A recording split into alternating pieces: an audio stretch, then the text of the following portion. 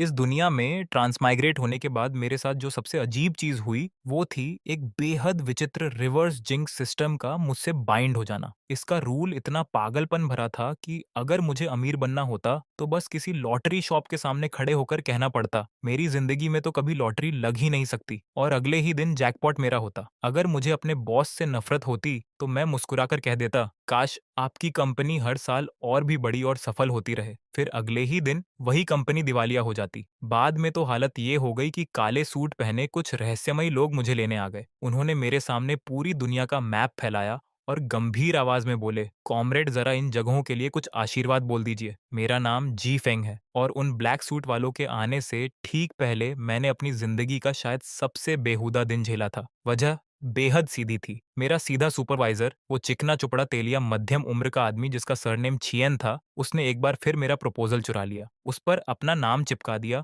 और पूरे कॉन्फिडेंस के साथ उसका सारा क्रेडिट खुद ले गया। और ये पहली बार नहीं था, ये तीसरी बार था। डिपार्टमेंट मीटिंग के दौरान वो मेरे खून पसीने से तैयार किए गए प्रोजेक्ट को हाथ में लहराते हुए इतनी जोश से प्रेजेंटेशन दे रहा था कि बोलते बोलते उसकी थूक तक कॉन्फ्रेंस टेबल पर उड़ रही थी। मेरे सामने बैठी मेरी कोवर्कर लिन फे फे बार बार मेरी तरफ देखकर ताने भरी मुस्कान फेंक रही थी। वो तो कब की सुपरवाइजर की सबसे वफादार चमची बन चुकी थी और मेरी जिंदगी मुश्किल बनाने का एक भी मौका नहीं छोड़ती थी। मीटिंग के बीच सुपरवाइजर ने मुस्कुराते हुए कहा, इस प्रोजेक्ट में फेफे का भी बहुत बड़ा योगदान है। आजकल के यंग लोग सच में कमाल के आइडियाज लेकर आते हैं। अपने फेवरेट एम्प्लॉई की तारीफ करना वो कैसे भूल सकता था। लिन फेफे तुरंत खड़ी हो गई, हाथ हिलाकर झूठी विनम्रता दिखाने लगी, लेकिन उसकी आंखों में भरा घमंड साफ दिखाई दे रहा था। वो मुस्कुराकर बोली, ये सब आपकी शानदार लीडरशिप की वजह से है। मैं कमरे के एक कोने में चुपचाप बैठा था। चेहरे पर कोई भाव नहीं था, लेकिन अंदर गुस्सा ऐसे उबल रहा था जैसे किसी भी पल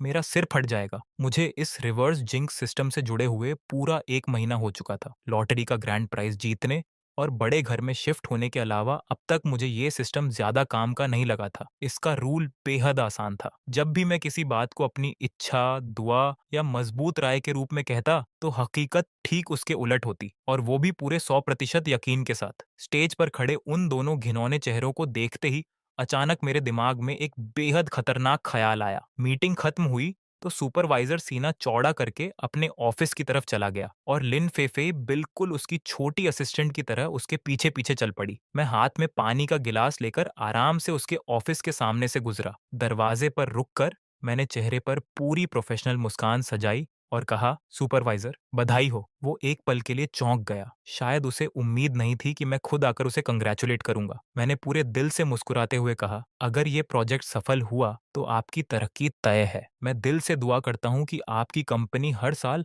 और भी बड़ी और सफल होती जाए और आपका करियर नई ऊंचाइयों को छूता रहे। मैंने हर शब्द पर जानबूझकर जोर दिया, मानो दिल की गहराइयों से दुआ दे रहा हूँ। उसके मोटे चेहरे पर चर्बी हंसी के साथ सिकुड़ गई। उसने बनावटी अपनापन दिखाते हुए मेरे कंधे पर हाथ रखा और बोला, शाओजिए ऐसे ही मेहनत करते रहो, मुझे तुमसे बहुत उम्मीदें हैं। उसके बगल में खड़ी लिन फेफे मुझे ऐसी नजरों से देख रही थी जैसे मैं कोई बेचारा मस्खरा हूं जो बॉस की चापलूसी करके फायदा उठाना चाहता है। मैं बिना कुछ बोले अपनी डेस्क पर वापस आ गया। फिर मेरी नजर लिन फेफे पर पड़ी। वो शीशे के सामने बैठकर मेकअप ठीक कर रही थी। साफ था कि शाम को सुपरवाइजर के साथ जश्न मनाने की तैयारी चल रही थी। मैं उसके पास गया, हल्की मुस्कान के साथ बोला, फेफे सच कहूं तो मुझे तुमसे बड़ी जलन होती है। तुम्हें इतना शानदार लीडर मिला है। तुम्हारा फ्यूचर तो बिल्कुल लिमिटलेस है। उम्मीद है आज रात तुम बहुत अच्छा एंजॉय करोगी। उसने आंखें घुमाई जैसे मैंने दुनिया का सबसे घटिया मजाक सुनाया हो। फिर व्यंग्य से बोली, मेरे लिए इतनी प्यारी ब्लेसिंग देने के लिए थैंक्स। मैंने बस हल्की सी मुस्कान दी और वापस अपनी सीट पर आकर सामान समेटना शुरू कर दिया, क्योंकि मुझे पहले ही पता था कि अब इस कंपनी में मेरा रुकना नामुमकिन है। अगली सुबह मेरी नींद भी पूरी नहीं खुली थी कि फोन जोर जोर से बजने लगा। कॉल मेरे पुराने कोवर्कर की थी और उसकी आवाज में ऐसा सदमा था जिसे छिपाना नामुमकिन था। जी फेंग, बहुत बड़ा कांड हो गया।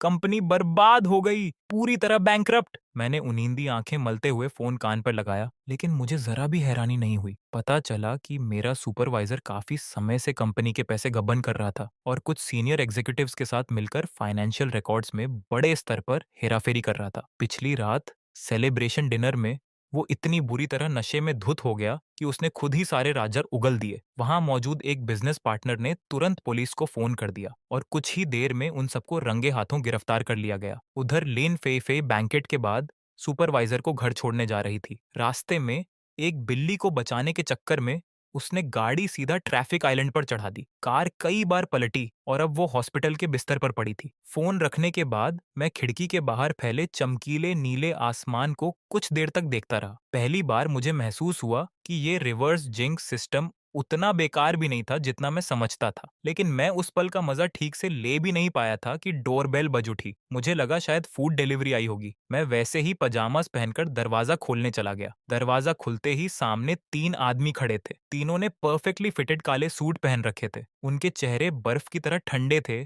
और उनकी मौजूदगी से निकलने वाला दबाव ऐसा था कि सांस लेना तक मुश्किल लग रहा था। सबसे आगे खड़ा आदमी लंबा, तेज नैन नक्श वाला था और उसकी आंखें किसी शिकारी बाज की तरह पैनी थीं। उसने मेरी तरफ एक पहचान पत्र बढ़ाया जिसे मैं पढ़ नहीं पाया, लेकिन न जाने क्यों उसे देखते ही महसूस हो गया कि ये कोई बेहद महत्वपूर्ण पहचान थी। उसने ठंडी आवाज में कहा, मिस्टर जीफेंग, हम national special incident response department से हैं। आपको हमारी इन्वेस्टिगेशन में सहयोग करना होगा। उसकी बात सुनते ही मेरा दिमाग पूरी तरह सुन्न पड़ गया। आखिर मेरी ये छोटी सी अजीब हालत सरकार तक कैसे पहुंच गई? वो लोग मुझे अपने साथ एक काली लिमुजीन में बिठाकर ऐसी जगह ले गए जिसका नाम किसी भी मैप पर मौजूद नहीं था। वो जगह किसी बेहद हाई सिक्योरिटी रिसर्च फैसिलिटी जैसी दिख रही थी, जहां यूनिफॉर्म पहने सिक्योरिटी पर्सनल और सफेद लैब कोट में साइंटिस्ट हर तरफ भाग दौड़ कर रहे थे। मुझे एक बिल्कुल सादे इंटेरोगेशन रूम में ले जाया गया, जहां सिर्फ एक धातु की मेज और 2 कुर्सियां थीं। टीम का लीडर मेरे सामने बैठ गया। उसका नाम शेन जुए था। उसने बिना एक शब्द बोले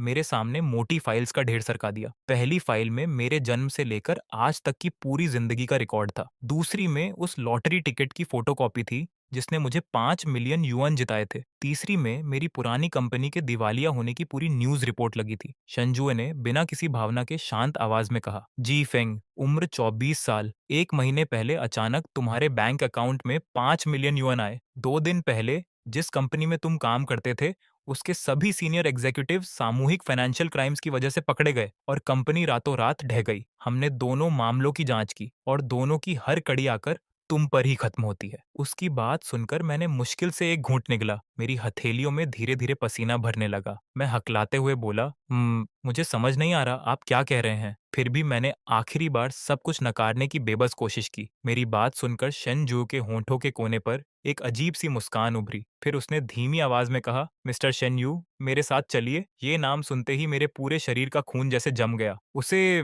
मेरा कोड नेम पता था। मैंने घबराकर इंस्टिंक्टिवली शनजुए की तरफ देखा। वो मुझसे कई मीटर दूर भीड़ में फंसा हुआ था और पूरी ताकत से मेरी तरफ आने की कोशिश कर रहा था। लेकिन ठीक उसी पल सू वन गलती से उससे टकरा गई और वो कुछ बेहद कीमती सेकंड के लिए रुक गया। तभी मेरी कमर से लगी पिस्टल ने मुझे फिर से जोर से धक्का दिया। आवाज मत निकालना और ये मत सोचना कि तुम्हारा बॉडीगार्ड तुम्हें बचा लेगा, वरना ये गन गलती से चल भी सकती है। मजबूर होकर मुझे उसके साथ आगे बढ़ना पड़ा। वो मुझे बैंकेट हॉल के इमरजेंसी स्टेयरवेल की तरफ धकेल रहा था। मेरा दिमाग पूरी रफ्तार से चल रहा था। आखिर अब क्या करूं? साफ था कि इन लोगों ने पहले से पूरी तैयारी कर रखी थी। उनका असली निशाना मैं था। शेन जुए फिलहाल फंसा हुआ था, यानी अब मुझे खुद ही अपनी जान बचानी थी। मैंने गहरी सांस ली। अंधेरे स्टेयरवेल में धकेले जाने से ठीक पहले मैंने पीछे मुड़कर हॉल में फैली अफरा तफरी पर एक नजर डाली। फिर मैंने अपने किडनैपर की तरफ गर्मजोशी से मुस्कुराकर इतनी धीमी आवाज में कहा कि सिर्फ हम दोनों ही सुन सकें, घबराओ मत दोस्त, मुझे पूरा यकीन है कि आज रात तुम्हारा ऑपरेशन पूरी तरह सफल होगा। तुम अपना हर ऑब्जेक्टिव बिना किसी परेशानी के पूरा करोगे और किसी की नजर में आए बिना सुरक्षित यहाँ से निकल जाओगे। वो आदमी एक पल के लिए रुका, फिर मजाक उड़ाते हुए हंस पड़ा। अपनी एबिलिटी इस्तेमाल करने की कोशिश कर रहा है? बेकार है, हमने पहले से उसकी तैयारी कर रखी है। इतना कहकर उसने मुझे और अंदर धकेला और पीछे से फायर डोर बंद कर दिया। पूरा स्टेयरवेल घुप अंधेरे में डूबा था। बस इमरजेंसी एग्जिट साइन की हल्की हरी रोशनी ही दिखाई दे रही थी। वो मुझे तेजी से नीचे उतार रहा था, जबकि मैं मन ही मन अपनी कही हुई बात दोहराने लगा। तुम्हारा ऑपरेशन पूरी तरह सफल होगा, यानी उल्टा होगा। तुम्हारा मिशन ऐसी मुसीबतों में फंसेगा जिसकी तुमने कल्पना भी नहीं की होगी। तुम हर ऑब्जेक्टिव पूरा करोगे, यानी तुम्हारा एक भी ऑब्जेक्टिव पूरा नहीं होगा। तुम सुरक्षित निकल जाओगे और किसी को पता भी नहीं चलेगा, यानी हर कोई तुम्हें देख लेगा और तुम किसी भी हालत में बचकर नहीं निकल पाओगे। मैं अभी यही सब सोच ही रहा था कि हम अगले लैंडिंग पर पहुंच गए। तभी बिना किसी चेतावनी के हमारे सिर के ठीक ऊपर लगा फायर स्प्रिंकलर अचानक फट पड़ा। बर्फ जैसा ठंडा पानी झरने की तरह हमारे ऊपर टूट पड़ा और देखते ही देखते हम दोनों सिर से पांव तक भीग गए। धत्त तेरे की, वो गुस्से से चिल्लाया, लेकिन फर्श पर फैले पानी की वजह से उसका पैर जोर से फिसल गया। उसका संतुलन पूरी तरह बिगड़ गया और वो चीखता हुआ सीढ़ियों से लुढ़कने लगा। हर सीढ़ी से उसका शरीर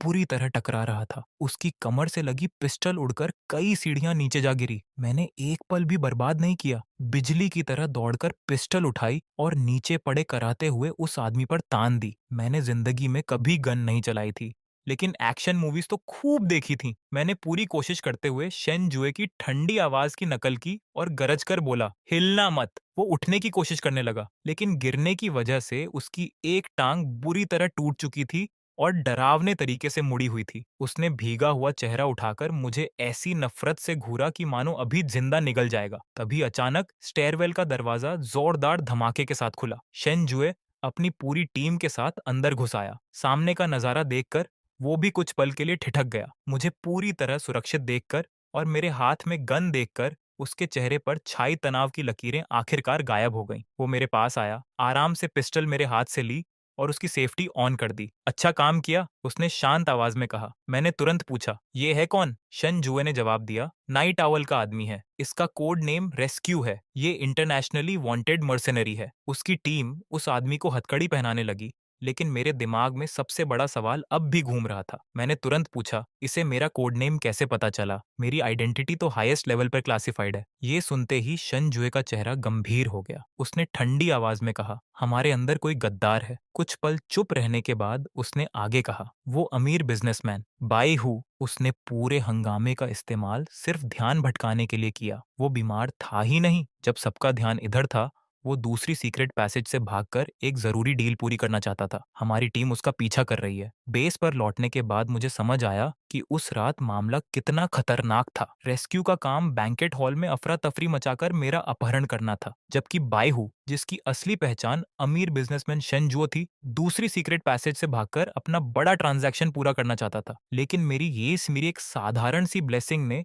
शुरू से आखिर तक उनकी पूरी प्लानिंग तहस नहस कर दी। होटल का फायर स्प्रिंकलर सिस्टम बिना किसी वजह के खराब हो गया, जिससे रेस्क्यू पूरी तरह भीग गया। उसी के साथ फायर अलार्म बज उठा और पूरे बिल्डिंग का इमरजेंसी सिक्योरिटी सिस्टम एक्टिवेट हो गया। देखते ही देखते हर एग्जिट सील हो गया। दूसरी तरफ अंडरग्राउंड पार्किंग में शेन जो को निकालने के लिए जो गाड़ी तैयार खड़ी थी, उसमें अचानक इलेक्ट्रिकल शॉर्ट सर्किट हो गया और पूरी गाड़ी आग की लपटों में घिर गई। धुएं से खांसता हुआ और कालिक से लथपथ शेन जो गराज से बाहर निकल भी नहीं पाया था कि हमारे एजेंट्स ने उसे दबोच लिया। उधर रेस्क्यू की हालत भी कम मजेदार नहीं थी। उसकी टांग टूट गई थी और उसे हल्का कंकशन भी हो गया। सबसे हंसी की बात तो ये थी कि इस मिशन के लिए उसने दुनिया के सबसे महंगे एंटी स्लिप कॉम्बैट बूट्स खरीदे थे और फिर भी पानी में फिसलकर ऐसा गिरा कि खुद उठ भी नहीं पाया। ये सब देखने के बाद टास्क फोर्स के लोगों की नजरें बदल चुकी थीं। पहले वो मेरा सम्मान करते थे, लेकिन अब उनकी आंखों में खुली हुई प्रशंसा साफ दिखाई दे रही थी। सिर्फ शेन जुए ही अब भी पूरी तरह गंभीर था। कुछ देर बाद उसने मुझे अपने ऑफिस में बुलाया। बिना किसी भूमिका के उसने कहा, कल रात कुछ गड़बड़ थी। मैं हैरानी से उसे देखने लगा। उसने कहा, तुम्हारा यूनिवर्सिटी क्लासमेट वहां नहीं होना चाहिए था और ठीक उसी समय मुझे रोकना भी महज संयोग नहीं हो सकता, जब मैं तुम्हें बचाने दौड़ रहा था। उसकी आंखों में ठंडी चमक उभरी। मैंने पहले ही लोगों को उसकी जांच के लिए भेज दिया है। उसकी बात सुनकर मेरा दिल बैठ गया। अगर शेन जू का अपना क्लासमेट भी शक के दायरे में था, तो जिसने मेरी आइडेंटिटी लीक की थी, वो कोई ऐसा इंसान था जिसके पास बेहद ऊंचे लेवल की क्लियरेंस थी। फिर उसने सीधे मेरी तरफ देखते हुए कहा, जब तक हमें ये पता नहीं चल जाता कि तुम्हारी पहचान कैसे लीक हुई, तब तक तुम किसी भी फील्ड मिशन में हिस्सा नहीं लोगे। आज से तुम्हारी आवाजाही सिर्फ इसी फ्लोर तक सीमित रहेगी। मतलब साफ था, ये लगभग हाउस अरेस्ट ही था। मैंने तुरंत विरोध किया, लेकिन मेरी एबिलिटी तो। उसने बीच में ही रोक दिया। यही तो समस्या है, तुम्हारी एबिलिटी जितनी ताकतवर है उतनी ही अनिश्चित भी है और इसीलिए बेहद खतरनाक भी। जी फेंग, ये कोई मजाक नहीं है। अब उनकी नजर सीधे तुम पर है। उसकी आवाज में ऐसा अधिकार था कि मैं आगे कुछ कह ही नहीं पाया। मैं जानता था कि वो सिर्फ मेरी सुरक्षा चाहता है। अगले कई दिन मेरी जिंदगी किसी आलीशान जेल से कम नहीं थी। रोज अच्छा खाना, आराम से सोना और कभी कभी रिसर्चर्स का मुझ पर छोटे मोटे एक्सपेरिमेंट करना। एक रिसर्चर तो एक दिन मेरे पास गमले में लगा पोथोस प्लांट लेकर आया और बोला कि मैं उसे ब्लेसिंग दूं ताकि वो खूब हरा भरा होकर बढ़े। मैंने दुआ दी और फिर हम सब ने मिलकर देखा कि वो बेचारा पौधा धीरे धीरे सूखने लगा। दूसरी तरफ शेन जुए लगातार व्यस्त था। कभी रेस्क्यू से पूछताछ करता तो कभी उस गद्दार की तलाश में लगा रहता।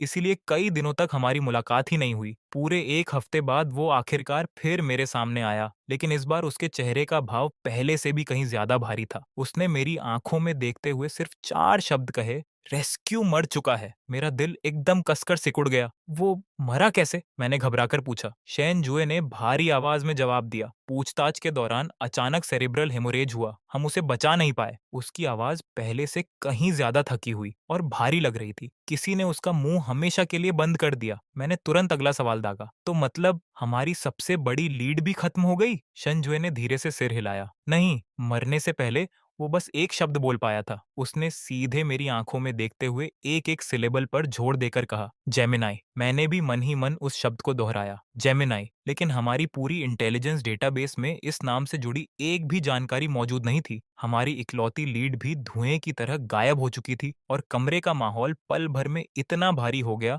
कि सांस लेना तक मुश्किल लगने लगा। बात बदलने के लिए मैंने पूछा, सुवान का क्या हुआ? उसकी जांच में कुछ मिला? उसका नाम सुनते ही शेन जुओ का चेहरा और भी गंभीर हो गया। उसका बैकग्राउंड पूरी तरह साफ है। यूनिवर्सिटी से लेकर नौकरी तक एक भी संदिग्ध चीज नहीं मिली और उस रात के तुरंत बाद वो छुट्टियां मनाने विदेश चली गई। हमारे लोग उसका पता ही खो बैठे। हर सुराग एक ही नतीजे की तरफ इशारा कर रहा था। हमारा दुश्मन हमारी कल्पना से कहीं ज्यादा चालाक और सावधान था। मैं शनजुओ के थके हुए चेहरे को देखता रहा। न जाने क्यों मुझे उसके लिए थोड़ा बुरा महसूस होने लगा। इधर मैं तो बेस के अंदर किसी पालतू जानवर की तरह आराम से रखा गया था। खाना, सोना और खाली बैठना। हालत ऐसी हो गई थी कि लगता था अब मेरे ऊपर काई उगाएगी। लेकिन दूसरी तरफ शनजुए हर गुजरते दिन के साथ और ज्यादा ज्यादा थका हुआ दिखाई देने लगा। उसकी आंखों के नीचे काले घेरे लगातार गहरे होते जा रहे थे। वजह भी साफ थी, एक अदृश्य दुश्मन जो अंधेरे में छिपा बैठा था और दूसरा हमारी अपनी ऑर्गेनाइजेशन के अंदर छिपा गद्दार। दोनों किसी लटकती तलवार की तरह हर वक्त सबके सिर पर मंडरा रहे थे। एक रात मुझे बिल्कुल नींद नहीं आ रही थी। मैं पानी लेने निकला तो रास्ते में सेंट्रल इंटेलिजेंस रूम के सामने से गुजरा। अंदर अब भी लाइट जल रही थी। शीशे के पार मैंने देखा शेन जुए अकेला विशाल स्क्रीन के सामने बैठा था, जहां अनगिनत डेटा और रिपोर्ट्स लगातार चल रही थीं। पता नहीं क्यों उस पल उसकी अकेली पीठ देखकर मेरे दिल में अजीब सी कसक उठी। बिना ज्यादा सोचे मैंने दरवाजा खोला और अंदर चला गया। उसने पीछे मुड़कर भी नहीं देखा, बस शांत आवाज में बोला, अभी तक जाग रहे हो? जैसे उसे पहले से ही पता था कि मैं आ चुका हूँ। मैंने उसके पास जाकर कहा, नींद नहीं आ रही थी, कोई प्रोग्रेस? उसने सिर हिलाया और नाक के बीच वाली जगह दबाते हुए बोला, ऐसा लगता है जैसे वो लोग हवा में गायब हो गए हों। मेरी नजर स्क्रीन पर चमकते एक शब्द पर टिक गई, जेमिनाई। जेमिनाई। मैं धीरे धीरे उसे दोहराने लगा। तभी अचानक मेरे दिमाग में एक ख्याल बिजली की तरह कौंधा, अगर जेमिनाई 2 लोगों का नाम नहीं है और कोई प्रोजेक्ट भी नहीं? शेन जुए ने तुरंत मेरी तरफ देखा। मतलब? मैंने अपने विचार धीरे धीरे शब्दों में बदले। एस्ट्रोलॉजी में जेमिनाई 2 अलग अलग रूपों वाली एक ही मौजूदगी का प्रतीक होता है। अगर जेमिनाई किसी इंसान या प्रोजेक्ट की जगह एक एबिलिटी हो तो? ये सुनते ही शन जुए की आंखें चमक उठीं। एक ही अस्तित्व के 2 पहलू। उसकी उंगलियां तुरंत कीबोर्ड पर दौड़ने लगीं और उसने एक और क्लासिफाइड डेटाबेस खोल दिया। अगर तुम्हारी एबिलिटी कॉज और इफेक्ट को उल्टा कर देती है, तो क्या कहीं उसकी बिल्कुल ऑपोजिट एबिलिटी भी हो सकती है? मेरा दिल एक पल के लिए धड़कना ही भूल गया। मतलब कोई जो भी बोले वो सीधे सच बन जाए? एग्जैक्टली। शनजुए का चेहरा पहले से कहीं ज्यादा गंभीर हो गया। उसके शब्द ही कानून बन जाएं। Words become reality. उसकी बात सुनकर मेरी रीढ़ में ठंडी लहर दौड़ गई। अगर सच में ऐसा कोई इंसान मौजूद था तो वो मुझसे 100 गुना ज्यादा ज्यादा खतरनाक था। मेरी रिवर्स जिंक्स तबाही तो मचा सकती थी, लेकिन सब कुछ उल्टा करके उसका नतीजा हमेशा अनिश्चित और बेकाबू होता था। लेकिन अगर किसी के शब्द सीधे हकीकत बन जाते हों तो वो पूरी दुनिया को अपनी इच्छा के हिसाब से मोड़ सकता था। बिल्कुल सटीक, पूरी तरह नियंत्रित और लगभग अजेय। एक एबिलिटी दुनिया बनाती, दूसरी उसे उलट देती। क्या यही एक ही अस्तित्व के 2 असली हिस्से नहीं थे? अगर नाइट आउल या उनके पीछे छिपे लोग सच में ऐसे किसी इंसान को अपने साथ रखते थे तो आगे क्या होने वाला था, ये सोचने की भी मेरी हिम्मत नहीं हुई। शायद मेरे चेहरे का डर शेन जुई ने पढ़ लिया था। उसने शांत आवाज में कहा, फिलहाल ये सिर्फ एक थ्योरी है, लेकिन हम दोनों जानते थे कि इस थ्योरी के सही होने की संभावना डराने वाली हद तक ज्यादा थी। तभी तो दुश्मन हर ऑपरेशन का पहले से अंदाजा लगा लेता था। तभी तो उन्हें मेरा कोड नेम भी पता था। अगर कोई सिर्फ बोलकर हकीकत बदल सकता है तो उसे इंटेलिजेंस रिपोर्ट्स की जरूरत ही क्या? वो बस इतना कह सकता था, आज मैं सोर्ड टीम के सारे राज जानना चाहता हूँ, और फिर खुद हकीकत उसके सामने हर राज खोल देती। तभी मेरे दिमाग में एक और रोंगटे खड़े कर देने वाला ख्याल आया। मैं कुछ पल रुका, फिर बोला, अगर जब रेस्क्यू मुझे किडनैप करने आया था, तब उस वर्ड्स बिकम रियलिटी वाले इंसान ने पहले ही उससे कह दिया हो, काश तुम्हारा मिशन सफल हो। और फिर मैंने भी रेस्क्यू से बिल्कुल वही बात कही थी। अगर दो बिल्कुल उल्टी एबिलिटीज एक ही इंसान पर एक साथ असर करें, तो क्या होगा? इस बार शेनजुए का चेहरा भी बदल गया। उसने धीरे से कहा, दो एबिलिटीज की सीधी टक्कर या फिर एक दूसरे का खत्म हो जाना। कुछ पल सोचने के बाद वो बोला, यही वजह हो सकती है कि रेस्क्यू की किस्मत अचानक इतनी बुरी हो गई। शायद तुम्हारी एबिलिटी की प्रायोरिटी या उसकी ताकत उनकी एबिलिटी से ज्यादा थी। ये निष्कर्ष सुनने के बाद हम दोनों लंबे समय तक बिल्कुल चुप बैठे रहे। अगर हमारी बात सही थी, तो मैं अब कोई सीक्रेट वेपन नहीं था। मैं उस रहस्यमयी इंसान का इकलौता एंटीडोट था। तभी पूरे बेस में अचानक कान फाड़ देने वाला अलार्म गूंज उठा। Level 1 alert! अगले ही पल एक रिसर्चर लगभग गिरता पड़ता कमरे के अंदर घुसा। उसका चेहरा कागज की तरह सफेद पड़ चुका था। वो हांफते हुए चिल्लाया, कैप्टन शेन, बहुत बड़ी मुसीबत हो गई। डोम डोम के अंदर शायद किसी ने अंदर से घुसपैठ कर ली है। ये सुनते ही शेन जुए का चेहरा बर्फ जैसा ठंडा हो गया। वो बिजली की रफ्तार से कमांड कंसोल की तरफ भागा और बिना एक पल गनवाए लगातार आदेश देने लगा। सारे एंट्रेंस और एग्जिट तुरंत सील करो। तियानजी सैटेलाइट से कनेक्शन जोड़ो। डोम के आसपास की लाइव सर्वेलेंस अभी स्क्रीन पर लाओ। इमरजेंसी रिस्पांस टीम्स 3 मिनट में रवाना हो। मैं उसके पीछे पीछे दौड़ रहा था। ये पहली बार था जब मैंने शेन जुए को अपना संतुलन खोते देखा। आखिर उस डोम के अंदर ऐसा क्या था जिसने उसे इतना बेचैन कर दिया? कुछ ही पलों बाद सैटेलाइट इमेजेस सामने आ गईं। पश्चिमी उपनगर में मौजूद अंडरग्राउंड डोम ऊपर से बिल्कुल सामान्य दिखाई दे रहा था। सरफेस एंट्रेंस पर कुछ भी असामान्य नहीं था, लेकिन उसकी हर कम्युनिकेशन लाइन और हर इंटरनल सर्वेलेंस कैमरा एक साथ ऑफलाइन हो चुके थे। पसीने से तर एक टेक्नीशियन घबराकर चिल्लाया, रिपोर्ट! हम डोम के इंटरनल सिस्टम्स में प्रवेश नहीं कर पा रहे। किसी अनजान डेटा स्ट्रीम ने पूरा फायरवॉल लॉक कर दिया है। पता नहीं क्यों, जवाब मेरे मुंह से खुद ब खुद निकल गया। ये उसी ने किया है। कमरे में मौजूद हर इंसान मेरी तरफ देखने लगा। मैंने गहरी सांस लेकर कहा, जिसके पास वर्ड्स बिकम रियलिटी एबिलिटी है, शायद उसने सिर्फ इतना कहा होगा, मैं चाहता हूं कि डोम का डिफेंस सिस्टम मेरे लिए खुल जाए। शेन जुए भी शायद इसी नतीजे पर पहुंच चुका था। उसने गुस्से में अपनी मुट्ठी इतनी जोर से कंट्रोल पैनल पर मारी कि पूरी मेज कांप उठी। आखिर उन्हें चाहिए क्या? तभी एक बुजुर्ग साइंटिस्ट को जल्दी जल्दी कमांड रूम में लाया गया। मॉनिटर देखते ही उसके होंठ कांपने लगे। दर्द भरी आवाज में उसने कहा, डोम के अंदर मौजूद वॉल्ट 3 में पानगु प्रोजेक्ट के सारे ओरिजिनल रिकॉर्ड्स और उसके सभी कोर मॉड्यूल्स रखे हुए हैं। मैंने हैरानी से पूछा, पानगु प्रोजेक्ट? बूढ़े साइंटिस्ट की आवाज दर्द से भर गई। एक ऐसा प्रोजेक्ट जो पूरी दुनिया की एनर्जी स्ट्रक्चर को हमेशा के लिए बदल सकता है। अगर उसकी जानकारी गलत लोगों के हाथ लग गई, तो उसके नतीजे पूरी दुनिया के लिए कल्पना से भी परे होंगे। हालात अब पूरी तरह काबू से बाहर जा चुके थे। हमारे दुश्मन देश के सबसे सुरक्षित वॉल्ट के अंदर घुस चुके थे और सबसे डरावनी बात ये थी कि हमें ये तक नहीं पता था कि वो लोग कौन हैं या उनकी संख्या कितनी है। अब तक जितने भी सामान्य तरीके थे, सब नाकाम हो चुके थे। कमरे में मौजूद हर इंसान की नजर धीरे धीरे मेरी तरफ मुड़ गई। पता ही नहीं चला कि कब मैं सबकी आखिरी उम्मीद बन गया था। शनजुए धीरे धीरे चलते हुए मेरे सामने आकर खड़ा हो गया। उसकी आंखों में साफ झिझक थी, लेकिन कुछ पल बाद वो झिझक भी पक्के इरादे में बदल गई। उसने गहरी सांस लेकर कहा, जी फेंग, मुझे तुम्हारी जरूरत है। मैंने उसकी तरफ देखते हुए पूछा, क्या बोलूं? उसने कड़वी मुस्कान के साथ सिर हिलाया। मुझे नहीं पता, बस कुछ भी ऐसा कहो जिससे वो रुक जाएं, कुछ भी जिससे डोम वापस हमारे नियंत्रण में आ जाए। मैं वहीं ठिठक गया। मेरी हर ब्लेसिंग उल्टा असर करती थी। अगर मैंने कहा कि दुश्मन अपनी मंजिल तक न पहुंच पाए, तो कहीं उल्टा होकर उन्हें उससे भी ज्यादा कीमती चीज न मिल जाए। अगर मैंने कहा कि उनका पूरा प्लान नाकाम हो जाए, तो कहीं उल्टा होकर पांगु प्रोजेक्ट के मॉड्यूल्स खुद ही नष्ट न हो जाए और उससे भी बड़ा हादसा ना हो जाए। मेरी एबिलिटी पूरी तरह रैंडम थी। उस पर मेरा कोई कंट्रोल नहीं था और इतने बड़े मामले में जरा सी रैंडमनेस भी पूरी दुनिया के लिए जानलेवा साबित हो सकती थी। तभी अचानक मेरे दिमाग में बिजली की तरह एक ख्याल आया। नहीं, एक चीज है जिस पर यकीन किया जा सकता है। शन जुए ने तुरंत पूछा, क्या? मैंने उसकी आंखों में देखते हुए धीरे से कहा, अगर मैं ब्लेसिंग खुद को दूं तो? वो उलझन में पड़ गया, इसीलिए मैंने आगे समझाया। मान लो मैं पूरे दिल से ये कहूं कि आज जैसे ही मैं बाहर निकलूं, मुझे कोई कार टक्कर मार दे और मेरी टांग टूट जाए, तब क्या होगा? शन जुए कुछ पल के लिए बिल्कुल चुप रह गया। मैंने अपनी बात आगे बढ़ाई। सिस्टम को उस नतीजे को उलटना पड़ेगा, यानी अगर मुझे कार से बचाना है, तो उसे वो हर वजह खत्म करनी होगी जिसकी वजह से मुझे बाहर जाना पड़े। जैसे इस पूरे संकट को जितनी जल्दी हो सके खत्म कर देना, ताकि मुझे बाहर निकलने की ज़रूरत ही ना पड़े। जितना मैं इस बारे में सोच रहा था, उतना ही ये तरीका सही लगने लगा। मानो मैं खुद हकीकत के नियमों में कोई लूपहोल ढूँढ चुका था। अपनी ही ज़िंदगी पर एक खतरनाक उल्टा शाप लगाकर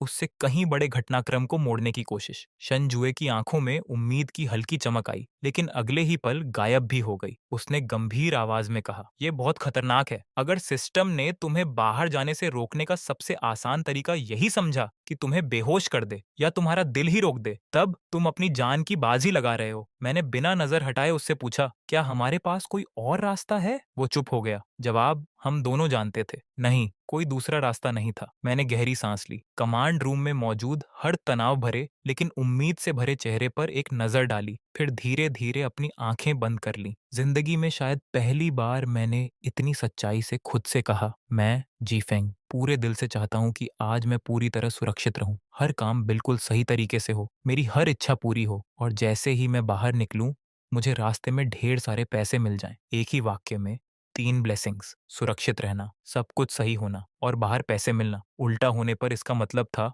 मुसीबत, लगातार बदकिस्मती और आर्थिक नुकसान। अब सब कुछ इस बात पर निर्भर था कि सिस्टम इन उल्टी ब्लेसिंग्स को पूरा करने के लिए कौन सा रास्ता चुनता है। जैसे ही आखिरी शब्द मेरे मुंह से निकला, मेरी आंखों के सामने अचानक अंधेरा छा गया और मैं वहीं बेहोश होकर गिर पड़ा। जब मेरी आंख खुली तो मैंने खुद को बेस के मेडिकल रूम में पाया। मेरे हाथ में आईवी ड्रिप लगी हुई थी और उसके पास चुपचाप कुर्सी पर शन जुए बैठा था। जैसे ही उसने मुझे होश में आते देखा, उसके चेहरे पर छाया तनाव थोड़ा कम हुआ। उसने शांत आवाज में कहा, तुम पूरे 3 घंटे तक बेहोश रहे। मैं तुरंत उठकर बैठ गया। डोम का क्या हुआ? मैंने बेचैनी से पूछा। शन जुए ने मुझे ऐसे देखा जैसे उसे अभी तक यकीन ही ना हो रहा हो। तुम्हारे बेहोश होते ही डोम का बैकअप पावर सिस्टम अचानक अपने आप चालू हो गया। मैंने हैरानी से पूछा, बैकअप पावर? उसने सिर हिलाया। हाँ, एक पूरी तरह अलग सिस्टम जो मुख्य नेटवर्क से फिजिकल सेपरेशन के जरिए अलग रखा गया था। सच कहूं तो हम खुद भूल चुके थे कि ऐसा कोई सिस्टम मौजूद भी है। 30 साल पहले जब प्रोजेक्ट शुरू हुआ था, तब एक बूढ़े इंजीनियर ने जिद करके इसे इंस्टॉल करवाया था। उसे डर था कि कभी भविष्य में कोई सुपर हैकर भी आ सकता है। शनजुए खुद भी अविश्वास से सिर हिलाने लगा। जैसे ही बैकअप सिस्टम एक्टिवेट हुआ, डोम के अंदर की सारी पैसेजेस अपने आप सील हो गईं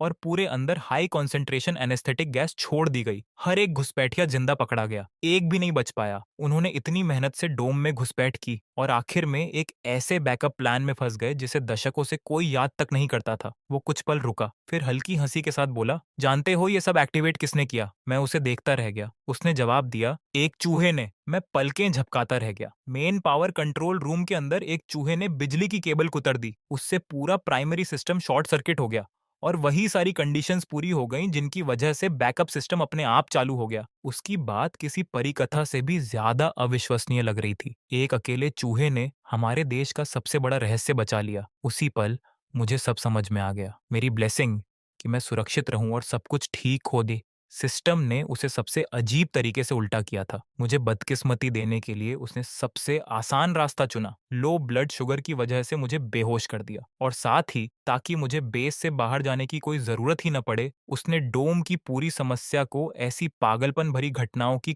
कड़ी से हल कर दिया जिसकी कल्पना कोई नहीं कर सकता था। यही मेरी एबिलिटी की असली ताकत थी। उल्टे कॉज एंड इफेक्ट का एक ऐसा नियम जो पूरी तरह अराजक और तर्क से परे था। मैंने तुरंत पूछा, तो उन घुसपैठियों से कुछ पता चला? शेन जुए ने सिर हिलाया। नहीं, उनमें से कोई भी जिंदा नहीं बचा। सबके सब रेस्क्यू की तरह सुसाइड ऑपरेटिव्स थे। बोलने से पहले मर जाना उन्हें ज्यादा मंजूर था। फिर उसने आगे कहा, लेकिन उनके कम्युनिकेशन डिवाइसेस की जांच करते वक्त हमें एक एन्क्रिप्टेड ऑडियो फाइल मिली। उसने टैबलेट खोला और रिकॉर्डिंग चला दी। उसमें सिर्फ एक आवाज थी, एक महिला की आवाज, ठंडी, बेहद शालीन और अपने ऊपर अटूट भरोसे से भरी हुई। मिशन असफल हो गया है, जेमिनाई के फाइनल फेज की तैयारी शुरू करो। वो आवाज सुनते ही ऐसा लगा जैसे मेरे शरीर का सारा खून एक पल में जम गया हो। वो सु-1 की आवाज थी, कोई शक नहीं था। वही थी, वही व्हाइट बर्ड, जेमिनाई का दूसरा हिस्सा, और वही औरत जिसके पास वर्ड्स बिकम रियलिटी वाली एबिलिटी थी। मैंने खुद को संभालते हुए पूछा, फाइनल फेज से उसका क्या मतलब है? शन जू का चेहरा पहले की तरह गंभीर ही रहा। हमने जितने लोगों को पकड़ा, किसी को भी इसका मतलब नहीं पता। बस एक बात पता चली है, कल ईस्ट चाइना सी में एक क्रूज शिप पर सु-1 यानी कोड नेम व्हाइट बर्ड खुद आने वाली है। वहां उसकी नाइट आउल के सुप्रीम लीडर से आखिरी ट्रांजैक्शन होगी। उसकी आंखें तलवार की तरह तेज हो गईं। उसे जिंदा पकड़ने का यही हमारा आखिरी मौका है। मैं तुरंत समझ गया कि वो क्या कहना चाहता था। अगर सू वन को गिरफ्तार करना था तो वहां किसी ऐसे इंसान का होना जरूरी था जो उसकी एबिलिटी का मुकाबला कर सके, और वो इंसान सिर्फ मैं था। मैंने बिना एक पल सोचे कहा, मैं भी चलूंगा। लेकिन शन जुए ने उसी पल सख्ती से इनकार कर दिया। नहीं, ये बहुत खतरनाक है। हमें उसकी एबिलिटी के बारे में लगभग कुछ भी नहीं पता। अगर हम सीधे उसके सामने गए तो मैं तुम्हारी सुरक्षा की जरा भी गारंटी नहीं दे सकता। मैंने उसकी आंखों में सीधे देखते हुए शांत लेकिन दृढ़ आवाज में कहा, शन जुए, जिस दिन तुम मुझे इस ऑर्गेनाइजेशन में लेकर आए थे उसी दिन मेरी जिंदगी से सुरक्षा नाम की चीज खत्म हो गई थी। वो व्हाइट बर्ड है और मैं क्रो। हमारी किस्मत में शुरू से ही एक दूसरे का दुश्मन बनना लिखा था। अब ये सवाल नहीं है कि तुम मुझे बचा पाओगे या नहीं, ये मेरी तकदीर है। मेरी बात सुनकर शन जुए चुप हो गया। वो काफी देर तक बिना कुछ बोले मुझे देखता रहा। उसकी आंखों की गहराई में कई ऐसे जज्बात उभर रहे थे जिन्हें मैं समझ नहीं पा रहा था। बहुत देर बाद उसने आखिरकार हल्का सा सिर हिला दिया। अगले दिन ईस्ट चाइना सी में खड़ा आलीशान क्रूज शिप पोसाइडोन अपनी यात्रा शुरू करने की तैयारी कर रहा था। मैं और शेनजुए दो पुराने दोस्तों के रूप में छुट्टियां मनाने आए यात्रियों का भेष बनाकर जहाज पर चढ़ गए। इंटेलिजेंस के मुताबिक सू वन की मुलाकात नाइट आउल के लीडर से सबसे ऊपर वाले डेक के वीआईपी स्वीट में होने वाली थी। हमारी टीम पहले ही क्रू मेंबर्स और पैसेंजर्स बनकर पूरे जहाज में फैल चुकी थी। धीरे धीरे पूरे क्रूज के चारों तरफ एक अदृश्य जाल बुना जा चुका था और मैं उस जाल का आखिरी ट्रम्प कार्ड था। क्रूज धीरे धीरे बंदरगाह छोड़कर खुले समंदर की तरफ बढ़ने लगा। समुद्री हवा अपने साथ नमक की खुशबू लेकर चल रही थी। मैं डेक पर खड़ा दूर उस जगह को देख रहा था जहां समुद्र और आसमान एक दूसरे से मिलते हुए लग रहे थे, लेकिन पता नहीं क्यों मेरे दिल में ठंड बढ़ती ही जा रही थी। तभी शेन जुए मेरे पास आया और मेरे हाथ में गरम हॉट कोको का एक कप थमा दिया। उसने हल्की मुस्कान के साथ पूछा, घबराहट हो रही है? मैंने सिर हिलाकर मुस्कुरा दिया। नहीं, सच कहूं तो थोड़ा एक्साइटमेंट जरूर है। आखिर आज पहली बार उस इंसान का सामना होने वाला है जो इतने समय से पर्दे के पीछे बैठकर सब कुछ चला रहा था। मेरी बात पूरी भी नहीं हुई थी कि अचानक मेरा फोन बज उठा। स्क्रीन पर एक अनजान नंबर चमक रहा था। मैं कुछ पल झिझका, फिर कॉल उठा ली। दूसरी तरफ से एक परिचित आवाज सुनाई दी, जी फेंग, बहुत समय हो गया। वो आवाज सुनते ही मेरा दिल जोर से धड़क उठा। वो सू वन थी। उसकी आवाज में वही पुरानी मुस्कान थी, जैसे वो किसी पुराने दोस्त से आराम से बातें कर रही हो। हैरान हो? मुझे पता है कि तुम और शंजुए दोनों इस जहाज पर हो। मेरी सांस एक पल को रुक गई। मैंने तुरंत चारों तरफ नजर दौड़ाई। डेक पर लोग हंसते बोलते घूम रहे थे। क्रू मेंबर्स अपने अपने काम में लगे हुए थे। लेकिन अचानक मुझे ऐसा महसूस हुआ जैसे सैकड़ों अदृश्य आंखें हर पल मुझे ही देख रही हूँ। मैंने ठंडी आवाज में पूछा, आखिर तुम चाहती क्या हो? उसने बिल्कुल बेफिक्र अंदाज में जवाब दिया, कुछ खास नहीं, बस गेम शुरू होने से पहले तुमसे थोड़ी बातें करनी थी। उसकी आवाज में जरा भी तनाव नहीं था। फिर वो हल्का सा हंसी और बोली, जानते हो, मुझे हमेशा तुमसे जलन होती थी। मैंने भौहें सिकोड़ ली। मुझसे? आखिर किस बात की? उसने मुस्कुराकर कहा, तुम्हारी एबिलिटी से। वो अनस्टेबल है लेकिन हर बार कुछ न कुछ शानदार सरप्राइज देती है। मेरी एबिलिटी तो बड़ी बोरिंग है, जो चाहती हूँ वही हो जाता है। उसकी बात सुनकर ऐसा लगा जैसे वो घमंड भी कर रही हो और तारीफ भी। मैंने उसकी बातों पर ध्यान न देकर सीधा असली सवाल पूछा, जेमिनाई का फाइनल फेज आखिर है क्या? दूसरी तरफ कुछ सेकंड तक पूरी खामोशी रही। फिर सू वन धीरे से हंसी, बहुत जल्द खुद ही पता चल जाएगा। अपनी आखिरी यात्रा का मजा लेना मेरे दूसरे आधे। इतना कहकर उसने कॉल काट दी। मैंने तुरंत उसकी कही हर बात शनजो को बता दी। सब सुनने के बाद उसके चेहरे का रंग उड़ गया। उसने दांत भींचते हुए कहा, उसे पहले से हमारे पूरे प्लान का पता था। हम जानते थे कि जैसे ही जहाज इंटरनेशनल वाटर्स में पहुंचेगा हमारे पास कानूनी कार्रवाई का अधिकार खत्म हो जाएगा। सू वन ने हर चीज पहले से सोच रखी थी। वो खुले समुद्र में डील पूरी करके हमेशा के लिए गायब होना चाहती थी। शन जुए ने बिना देर किए फैसला लिया, अब और इंतजार नहीं कर सकते, अभी एक्शन लेना होगा। उसने तुरंत ईयरपीस में आदेश दिया, सभी यूनिट्स ध्यान दें, टॉप डेक के वीआईपी स्वीट पर ब्रीच करने की तैयारी करो। लेकिन उसका आदेश पूरा भी नहीं हुआ था कि अचानक क्रूज के इंजन्स से लोहे के फटने जैसी भयानक आवाज गूंज उठी। पूरा जहाज इतनी जोर से हिला कि लगभग हर यात्री गिरते गिरते बचा। अगले ही पल ब्रॉडकास्ट सिस्टम पर घबराई हुई आवाज गूंजी, इमरजेंसी अनाउंसमेंट, क्रूज के प्रोपल्शन सिस्टम में कैटास्ट्रोफिक फेलियर हो गया है। हमारा जहाज अब पूरी तरह कंट्रोल से बाहर है। देखते ही देखते हजारों पैसेंजर्स में अफरा तफरी मच गई। मैंने और शेन जुए ने एक दूसरे की तरफ देखा। हमारी आंखों में एक ही डर साफ दिखाई दे रहा था। Words become reality. सू वन ने फिर अपनी एबिलिटी इस्तेमाल कर दी थी। सिर्फ एक वाक्य बोलकर उसने इस विशाल क्रूज शिप को समंदर के बीच तैरता हुआ लोहे का ताबूत बना दिया था। उसका इरादा साफ था, हम सबको इसी जहाज पर फंसाकर मरने देना। शन जुए ने दांत भींचे, मेरा हाथ पकड़ा और पूरी ताकत से टॉप डेक की तरफ दौड़ पड़ा। अगर ये जहाज डूब भी गया तब भी मैं उसे गिरफ्तार करके ही रहूंगा। कुछ ही पलों में हम वीआईपी स्वीट के बाहर पहुंच गए, जहां असॉल्ट टीम पहले से तैयार खड़ी थी। प्रीच! एक जोरदार धमाके के साथ दरवाजा उड़ गया और पूरी टीम अंदर घुस गई, लेकिन कमरा पूरी तरह खाली था। वहां सिर्फ एक लैपटॉप मेज पर रखा था। अचानक उसकी स्क्रीन अपने आप जल उठी। उस पर सू वन का मुस्कुराता हुआ चेहरा दिखाई दिया। उसके होठों पर वही जहरीली मुस्कान थी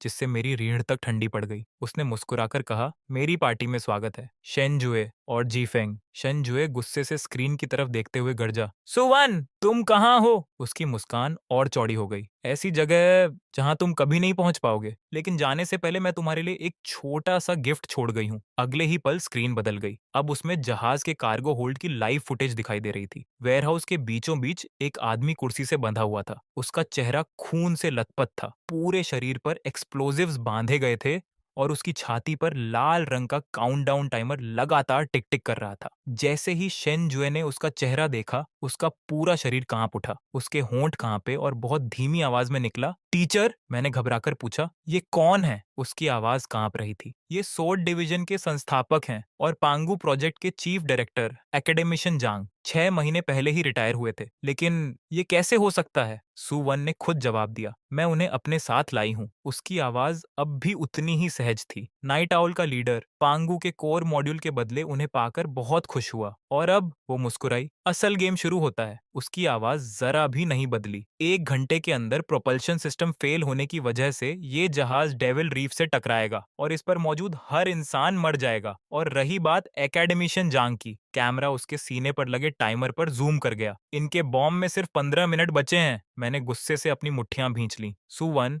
मुस्कुराकर बोली, अब तुम्हारे पास सिर्फ एक चॉइस है, या तो हजारों पैसेंजर्स को बचाओ या फिर इस एक बूढ़े इंसान की जान। उसकी हंसी किसी जहरीली तलवार से भी ज्यादा ज्यादा खतरनाक लग रही थी। फिर उसने जैसे याद आने का नाटक करते हुए कहा, ओह हाँ, एक बात और, इस बॉम्ब की वायरिंग थोड़ी खास है। इसे सिर्फ दुनिया का सबसे बेहतरीन बॉम्ब डिस्पोजल एक्सपर्ट ही निष्क्रिय कर सकता है। और मेरी जानकारी के मुताबिक, उसने जानबूझकर थोड़ा रुककर कहा, इस जहाज पर ऐसा कोई नहीं है। फिर उसकी नजर सीधी कैमरा में टिक गई। शेन जुए, मैं हमेशा सोचती थी, तुम्हारे जैसा इंसान जो नियमों और लोगों की जान को सबसे ऊपर रखता है, आखिर ऐसी स्थिति में कौन सा फैसला करेगा? इतना कहकर स्क्रीन पूरी तरह काली हो गई। शन जुए की आंखें गुस्से से लाल हो चुकी थीं। एक तरफ हजारों मासूम यात्रियों की जिंदगी थी, दूसरी तरफ उसका गुरु, देश का अनमोल वैज्ञानिक। ये ऐसा फैसला था जिसमें कोई सही जवाब था ही नहीं। लेकिन हैरानी की बात यह थी कि अगले ही पल उसने खुद को पूरी तरह संभाल लिया। उसने गहरी सांस लेकर कहा, हम अलग अलग चलते हैं। मैं कार्गो होल्ड जाता हूँ, तुम प्रोपल्शन सिस्टम को वापस चालू करने का कोई रास्ता ढूंढो। एक बार फिर उसने अपनी सारी उम्मीद मेरी एबिलिटी पर रख दी थी। मैंने बिना झिझक सिर हिलाया, समझ गया।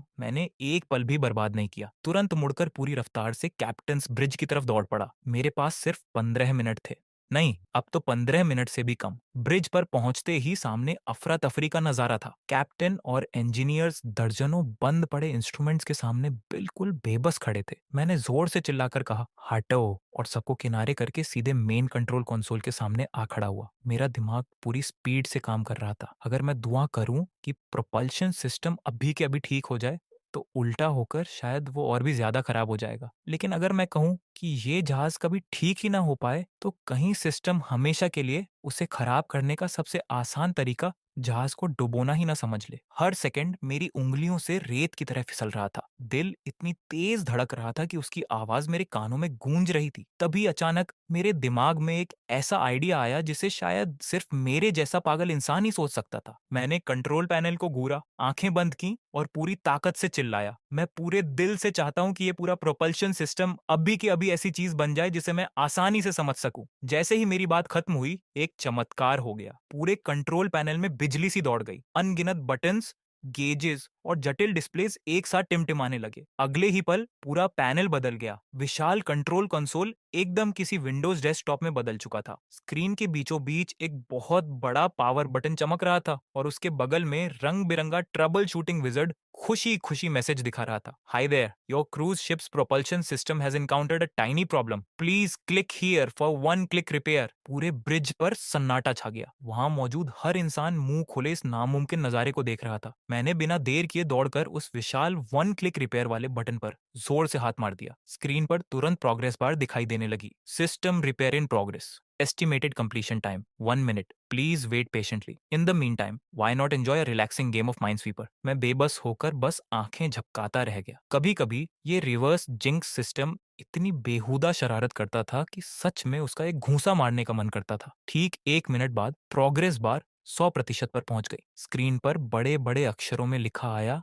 Repair complete, have a pleasant voyage. अगले ही पल जहाज के इंजन जोरदार गर्जना के साथ फिर से चालू हो गए। पूरा जहाज जो अब तक बुरी तरह कांप रहा था अचानक स्थिर हो गया। कैप्टन की आंखों में खुशी के आंसू आ गए। वो लगभग चिल्लाते हुए बोला, इंजन्स वापस चल पड़े, भगवान की कसम, इंजन्स वापस आ गए। आधी मुसीबत खत्म हो चुकी थी। मैंने तुरंत ईयरपीस के जरिए शेनजू से संपर्क किया। प्रोपल्शन सिस्टम ठीक हो गया? उधर क्या हाल है? दूसरी तरफ से सिर्फ उसकी भारी सांसें सुनाई दे रही थी और उनके बीच बॉम्ब की लगातार चलती टिक टिक। फिर उसकी टूटी हुई आवाज आई, नहीं, मुझसे नहीं होगा। बॉम्ब की अंदरूनी बनावट बहुत जटिल है, मैं इसे डिफ्यूज नहीं कर सकता। मैंने घड़ी देखी, 5 मिनट से भी कम बचे थे। मैं पूरी ताकत से चिल्लाया, शेनजुए, ध्यान से सुनो, अभी इसी वक्त उस बॉम्ब को देखकर बोलो, मैं चाहता हूं कि तुम कभी फटो ही मत। वो कुछ पल चुप रह गया, फिर बोला, जी फंग, मजाक करने का ये समय नहीं है। मैंने लगभग गरजते हुए जवाब दिया, मैं मजाक नहीं कर रहा, ये आदेश है। मैंने गहरी सांस ली और जितनी जल्दी हो सके समझाने लगा, मेरी एबिलिटी कॉज एंड इफेक्ट को उल्टा कर देती है, लेकिन सुवान की एबिलिटी उसके शब्दों को सीधी हकीकत बना देती है। उसने पहले ही तय कर दिया कि ये बॉम्ब 15 मिनट बाद फटेगा। वो एक फिक्स्ड कॉजल लॉ बन चुका है। किसी आम इंसान की दुआ उसे बदल नहीं सकती। लेकिन तुम अलग हो। मैंने मुश्किल से लाड़ निकली, इतने समय से तुम लगातार मेरे साथ रहे हो। मेरी एबिलिटी का असर धीरे धीरे तुम पर भी पड़ा है। रिसर्चर्स से हमने रास्ते में इसी संभावना पर बात की थी, बिल्कुल रेडिएशन की तरह। अगर कोई लंबे समय तक इसके पास रहे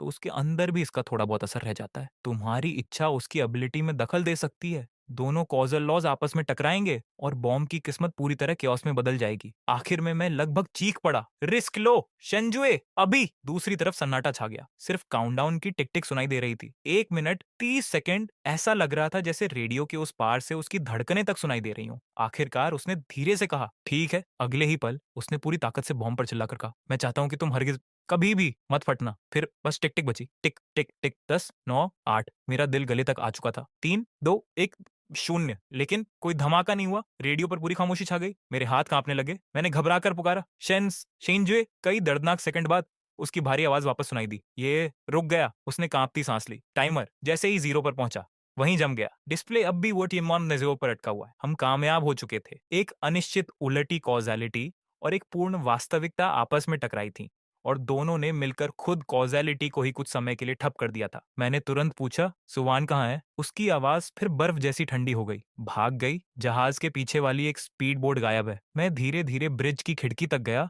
और दूर फैले समंदर को देखने लगा। फिर मेरे होंठों पर हल्की मुस्कान आ गई। वो ज्यादा दूर नहीं जाएगी। दूर उठती लहरों को देखते हुए मैंने धीमी आवाज में कहा, क्या शानदार मौसम है, नाव की सैर के लिए बिल्कुल परफेक्ट। मिस सुवान, तुम्हारी यात्रा बहुत सफल हो और तुम्हारा भविष्य बहुत उज्जवल हो। करीब आधे घंटे बाद रेस्क्यू हेलीकॉप्टर्स को डेविल रीफ के पास एक उलटी पड़ी हुई स्पीडबोट मिली। बर्फ जैसे ठंडे समुद्र में लकड़ी के एक टूटे हुए टुकड़े को कस कर पकड़े सुवान कांप रही थी। रेस्क्यू टीम के मुताबिक जैसे ही वो स्पीडबोट लेकर भागी, अचानक कहीं से कैटेगरी 10 का भयानक तूफान पैदा हो गया। काले बादल पूरे आसमान पर छा गए। आसमान बिजली से गूंज उठा। विशाल लहरें उठीं और एक ही लहर ने उसकी स्पीडबोट को पल भर में पलट दिया। जब उसे पानी से बाहर निकाला गया तो उसकी आंखों की चमक पूरी तरह गायब हो चुकी थी। वो बस एक ही बात बार बार बड़बड़ा रही थी, नामुमकिन, मेरी एबिलिटी, ये नामुमकिन है। मैं मन ही मन मुस्कुरा उठा। तुम्हारी एबिलिटी दुनिया को तुम्हारी बात मानने पर मजबूर करती है और मेरी एबिलिटी दुनिया से ठीक उसका उल्टा करवाती है। और जब ये दोनों नियम आपस में टकराते हैं तब इस दुनिया पर सिर्फ एक ही चीज राज करती है, केओस। आखिरकार सवान गिरफ्तार हो गई, लेकिन वो सिर्फ व्हाइट बर्ड थी, जेमिनी का आधा हिस्सा। पूछताछ के दौरान हमें असली सच पता चला। नाइट ऑwl में एक और सदस्य था, ब्लैक क्रो, वही संगठन का असली केंद्र था। उसके पास भी सुवान जैसी ही वर्ड्स बिकम रियलिटी एबिलिटी थी। सुवान तो बस शतरंज की बिसात पर आगे बढ़ाया गया एक मोहरा थी, जबकि असली खिलाड़ी अब भी अंधेरे में छिपा हुआ था। हमें यह भी पता चला कि नाइट आउल का असली लक्ष्य कभी पेंगू प्रोजेक्ट नहीं था। वो तो सिर्फ इतनी अफरा तफरी फैलाना चाहते थे कि पूरी दुनिया एक और भी बड़े वैश्विक संघर्ष में धकेल दी जाए। पूछताछ खत्म होने से ठीक पहले सू वान ने आखिरी जानकारी दी। ब्लैक क्रो पहले ही अपने फाइनल प्लान की शुरुआत कर चुका था, लेकिन वो कौन था, कहाँ छिपा था, किसी को कुछ नहीं पता था। कुछ समय बाद मैं वापस बेस लौट आया। ऊपर से सब कुछ फिर पहले जैसा सामान्य दिखाई देने लगा, लेकिन मेरे दिल की गहराई में मैं जानता था कि ये शांति असली तूफान से पहले की खामोशी भर है। एक दिन मेरा सामना उस रहस्यमयी ब्लैक क्रो से होना तय था। कुछ दिनों बाद शेंजुए फिर मेरे पास आया। इस बार उसने बिना कुछ कहे मेरे सामने दुनिया का एक बड़ा मैप खोल दिया। उस पर कई जगहों को मोटे लाल घेरे से चिन्हित किया गया था। उसने गंभीर आवाज में कहा, इन जगहों पर हाल ही में बहुत परेशान करने वाली घटनाएं हुई हैं। फिर उसने सीधे मेरी तरफ देखा और बोला, कॉमरेड, क्या तुम इनके लिए कुछ ब्लेसिंग्स दे सकते हो? मैंने मैप की तरफ देखा, फिर मुस्कुराकर गला साफ किया, सबसे बड़े लाल घेरे पर उंगली रखी और पूरे दिल से कहा, मैं सच्चे मन से यही कामना करता हूँ कि पूरी दुनिया में हमेशा शांति बनी रहे